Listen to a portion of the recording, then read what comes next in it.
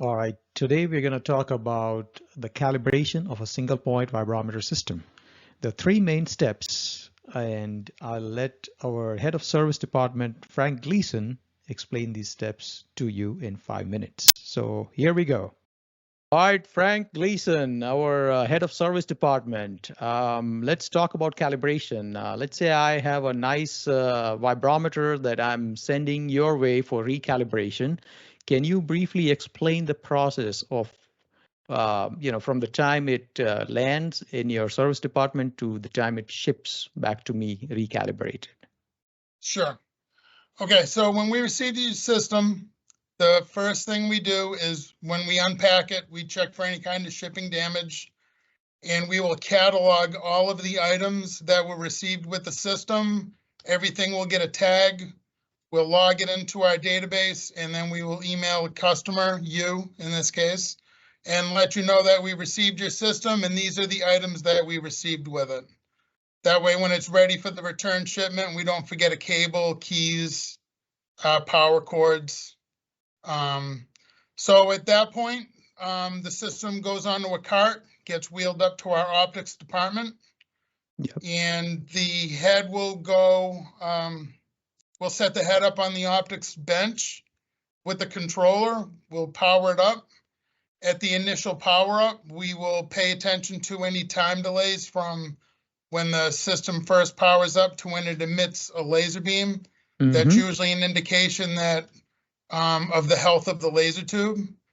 If the laser tube comes on immediately or a very short time delay, we'll let the system continue to warm up while we start to prepare paperwork. The actual calibration and alignment, the system needs to warm up for about an hour before we can proceed. So when we start the optical alignment, we'll start by checking the output power of the head to document what it is before we change anything. Then we'll open up the head. When we open up the head, we'll measure the output power of the tube and let you know the integrity of the tube and notify a customer if they might need to have a repair or a replacement. We will clean all the optics, and then we will check the sensitivity of the head to make sure that the sensitivity is meeting specification. Got it. So all this becomes part of the step one of a three-part process where we are basically checking the health of the laser tube, optical alignment, cleanup on the sensor side. So Correct. That being done, step two, we get to step two. Okay, so for step two, we are going to do an electrical calibration of the velocity and the displacement decoders in the system. So at that point, what we're doing is we're artificially generating a signal into the controller at a known voltage, frequency, amplitude, and we're measuring the output of the velocity or the displacement decoder, and we're comparing the measured value to what our expected value is. And that'll let us know whether or not the system's within specification. We're very careful to note all of the before data as the system's received, because when we do our calibration certificate, we always report in before and after data. So if we have to make any kind of an adjustment, we document all of the adjustments on the paperwork for the calibration certificate. Got it. And yeah, once we make the adjustments, then we kind of say, okay, yes, if it did not pass, we made the adjustments, now it passed with the correct tolerance numbers. Yes. So, okay, so now we are step one, which was the sensor, step two, electrical calibration, and now the final step, step three. Okay, so step three is your mechanical calibration.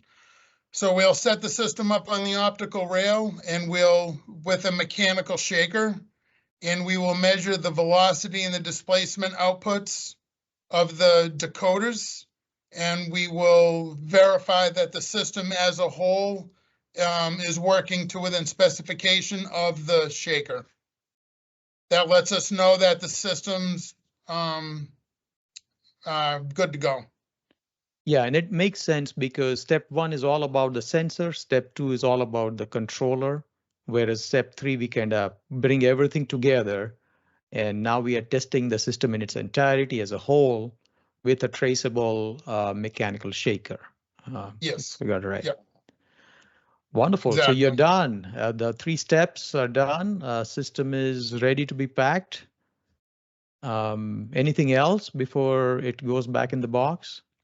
Probably the only thing else worthy of noting is that at any time during the process, if we note that anything might need to be repaired or replaced, we're very careful to notify a customer of any potential costs or anything he needs to worry about before we just pack the system up and get it ready to ship back.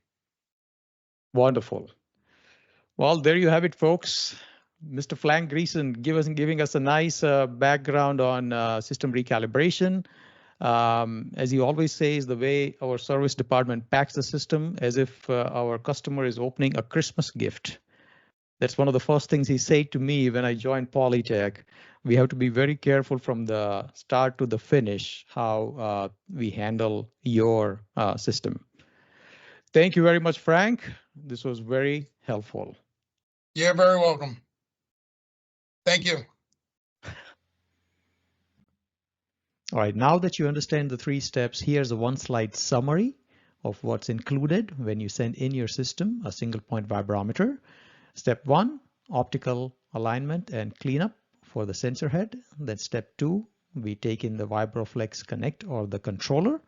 And then step 3, we bring everything together in the mechanical end test as described by our service department. In future, we'll do another video for scanning vibrometer calibration as well. Thank you.